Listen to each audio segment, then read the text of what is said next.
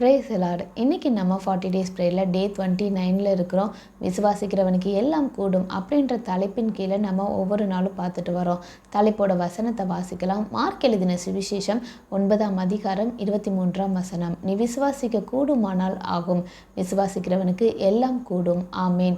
So ஒவ்வொரு நாளும் நம்ம விசுவாசித்தோம் அப்படின்னா நம்ம நினைக்கிற காரியம் நடக்கும் அப்படின்றத நம்ம பார்க்குறோம். ஏன் அப்படின்னா விசுவாசிக்கிறவனுக்கு எல்லாம் கூடும் அப்படின்ற வசனத்தின் அடிப்படையில் நம்ம இதை பார்த்துட்டு வரோம். ஸோ ஏசப்பா செய்த அற்புதங்கள், இயேசு மனுஷனா உலகிற்கு வந்து அவர் செய்த அற்புதங்களை நம்ம ஒவ்வொன்றா பார்த்துட்டு வரோம். ஏன் இதை பார்க்குறோம் அப்படின்னா, ஸோ இயேசுவால் இதை செய்ய முடிஞ்சு அப்படின்னா நம்மளாலையும் செய்ய முடியும். ஸோ அதுதான் நம்ம பார்த்துட்டு வரோம். இன்றைக்கி 22வது அற்புதம். ஒரு கானானிய ஸ்திரீ வந்து இருக்காங்க. அவங்களோட பொண்ணு பிசாசினால் கொடிய வேதனையினால் துன்புறுத்தப்பட்டுட்டு இருக்கிறா. ஸோ இந்த காரியத்துக்காக இந்த ஸ்திரீ, அதாவது அந்த பெண்ணோட தாய் வந்து இயேசுவின் இடத்துல வராங்க. இயேசுவின் இடத்துல வந்து அந்த பொண்ணு வந்து எப்படி குணமாக்கப்படுறா அப்படின்றதான் நம்ம இன்றைக்கி பார்க்க போகிறோம். இது எங்கே நம்ம வேதத்தில் பார்க்கலாம் அப்படின்னா, மத்தேயு எழுதின சுவிசேஷம் 15ஆம் அதிகாரம் 21ஆம் வசனம் முதல் 28ஆம் வசனம் வரைக்கும், அப்புறம் மார்க் எழுதின சுவிசேஷம் 7ஆம் அதிகாரம் 24ஆம் வசனத்திலிருந்து 30ஆம் வசனம் வரைக்கும். ஸோ இந்த 2 சுவிசேஷ புத்தகத்திலையும் இந்த நிகழ்ச்சி இருக்குது. ஸோ இந்த நிகழ்ச்சி என்ன அப்படின்னா, இயேசு வந்து எங்கே வராங்க அப்படின்னா தீரு சோதோன் அப்படின்ற ஒரு பட்டணத்துக்கு வராங்க. இந்த தீரு சோதன் அப்படின்ற பகுதியில் இருக்கிற ஒரு பெண் வந்து இருக்கிறா, கானானிய ஸ்திரீன்னு மத்தேயுல குறிப்பிடப்பட்டிருக்கு. மார்க் எழுதின சுவிசேஷத்தில் இவ வந்து ஒரு கிரேக்க ஸ்திரீ அப்படின்னு குறிப்பிடப்பட்டிருக்கு. ஸோ இந்த ஸ்திரீயோட பொண்ணு வந்து பிசாசினால் கொடிய வேதனை படுத்தப்படுறான். இதை அந்த தாய் பொறுத்து கொள்ளாமல் இயேசுவின் இடத்துல வராங்க. ஏன் அப்படின்னா, இயேசு பிசாசுகளை துரத்துவார் அப்படின்ற செய்தி வந்து தேசம் எங்கும் பரவி இருக்கு. அதனால இப்போ இந்த லேடி வந்து ஏசப்பாட்ட வராங்க. ஏசப்பாட்ட வந்து இவங்க என்ன கேட்குறாங்கன்னா, இந்த மாதிரி என்னோட மகள் இருக்கா, அவள் பிசாசின் பிடியில் இருக்கிறான், ரொம்ப கொடிய வேதனை வந்து ஒவ்வொரு நாளும் பட்டுட்டு இருக்கான் அப்படின்னு இயேசுகிட்ட சொல்லும்போது, முதல்ல இயேசு என்ன சொல்கிறாங்கன்னா, எந்த வார்த்தையுமே சொல்லலைங்க, அமைதியாக தான் இருக்கிறாங்க. இருந்தாலும் அந்த ஸ்திரீ என்ன பண்ணுறாங்க அப்படின்னா, அந்த இடத்த விட்டு போகலை. அவங்க அங்கேயே இருக்கிறதுனால அங்கே இருக்கிற சீஷர்கள் எல்லோரும் இயேசுவின் இடத்துல கேட்குறாங்க. என்ன கேட்குறாங்க அப்படின்னா, இந்த ஸ்திரீக்கு வந்து ஏதாச்சும் செய்யுங்க, அற்புதம் செய்யுங்க, அற்புதம் செஞ்சு அனுப்பிச்சி விடுங்க அப்படின்னு இயேசுவின் இடத்துல சீஷர்கள் வேண்டிக் கொண்டார்கள். வேண்டிக் கொள்ளும்போது அப்போது ஏசப்பா வந்து என்ன பண்ணுறாங்கன்னா, வாயை திறக்கிறாங்க. அந்த கானானிய ஸ்திரீ வந்து ஃபஸ்ட்டு கேட்டாங்க, ஆண்டவரே தாவீதின் குமாரனே எனக்கு இறங்கும், இந்த மாதிரி என்னோட பொண்ணு இருக்கிறான் அப்படின்னு சொல்லி கேட்கும்போது அவர் வாயை திறக்கலை. இப்போ சீஷர்கள் என்ன பண்ணுறாங்கன்னா, வாயை திறந்து கேட்குறாங்க, இந்த பொண்ணுக்கு இந்த அம்மாவுக்கு வந்து நீங்கள் ஏதாச்சும் செய்யுங்க அப்படின்னு சொல்கிறாங்க. அப்போது ஏசப்பா வாயை திறந்து சொல்கிறாங்க, நான் வந்து இதற்காக வரல, நான் வந்து காணாமல் போன இஸ்ரவேல் ஜனத்துக்காக தான் இங்கே வந்திருக்கேன், இதுக்கு தான் பிதா வந்து என்னை அனுப்பியிருக்காரா. ஏன் இந்த தாய் வந்து இயேசுனர் சொல்கிறாங்க, ஆண்டவரே எனக்கு உதவி செய்யும் அப்படின்னு பாதத்தில் விழுகிறாங்க. பணிந்து கொண்டாங்கன்னு மத்தேயுல இருக்குது, மார்க்கில் பாதத்தில் விழுந்தாங்கன்னு இருக்குது. உடனே இயேசு வந்து இப்போ அந்த ஸ்திரீகிட்ட வந்து பேசுகிறாங்க. என்ன பேசுகிறாங்க அப்படின்னா, பிள்ளைகளின் அப்பத்தை எடுத்து நாய்க்குட்டிக்கு போடுகிறது நல்லதல்ல என்றார்.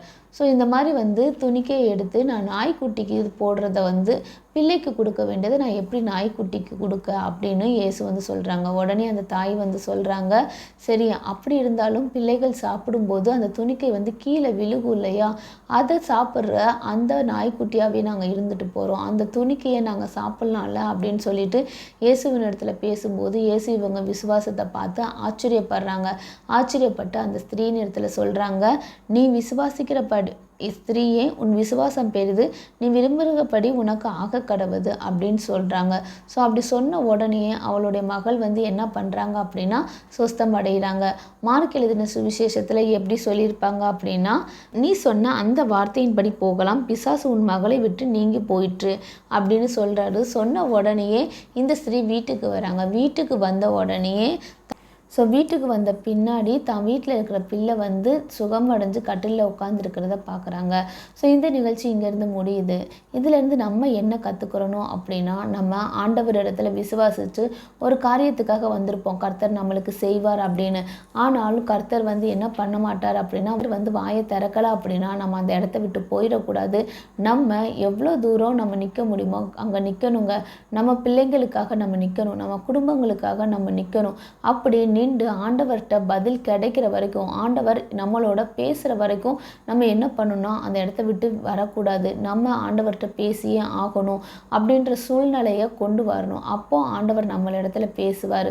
ஸோ அப்படி பேசும்போது கண்டிப்பாக நம்மளுக்கு சக்ஸஸ் தான் இருக்கும். நம்மளோட இருதயத்தில் இருக்கிற காரியத்தை கர்த்தர் வந்து நிறைவேற பண்ணுவாருங்க. ஸோ இப்போ எப்படி இந்த கானானிய ஸ்திரியோட விசுவாசம் வந்து ரொம்ப பெருசு. ஏன் அப்படின்னா, அவள் ஃபஸ்ட்டு கேட்குறா, இயேசு வந்து வாயை திறக்கவே இல்லை, சீஷர்கள் வேண்டிக் கொள்கிறாங்க. அப்பையும் அவள் நினச்ச அற்புதம் வந்து நடக்கலை. அதே போல தான் சில நேரத்தில் நம்ம ஜெபம் பண்ணுவோம், நம்மளுக்கு அற்புதம் நடக்காது, ஆண்டவர் அமைதியாக இருப்பார். நம்மளுக்காக நிறைய பேர் ஜெபம் பண்ணுவாங்க, இருந்து என்ன நடக்காது, அற்புதம் வந்து நடக்காது. ஆனால் ஏசப்பா என்ன சொல்லுவார் அப்படின்னா, வார்த்தையை அனுப்புவார். ஸோ அந்த வார்த்தை வந்து என்ன ஆகும் அப்படின்னா, ஸோ அப்படி நம்ம வேண்டியும் மற்றவர்கள் வேண்டியும் என்ன பண்ண முடியலை அப்படின்னா, நம்ம விசுவாசித்ததை பெற்றுக்கொள்ள முடியாமல் இருக்கும்போது இங்கே ஏசப்பாவை நம்ம விடாமல் பற்றிக்கொள்ளணும். அப்போ அவர் மனம் இறங்குவார்.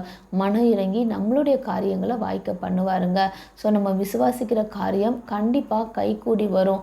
எப்போ அப்படின்னா, நம்ம விடாமுயற்சியில் ஏசப்பாவை பற்றி கொண்டு இருக்கும்போது கண்டிப்பாக நம்ம விசுவாசிக்கிற காரியம் நம்மளுக்கு கைகூடி வருங்க. நம்ம எல்லோரும் ஜெபம் பண்ணலாம். ஸ்தோத்திரம் ஆண்டவரே, நன்றி செலுத்துகிறோம் சுவாமி.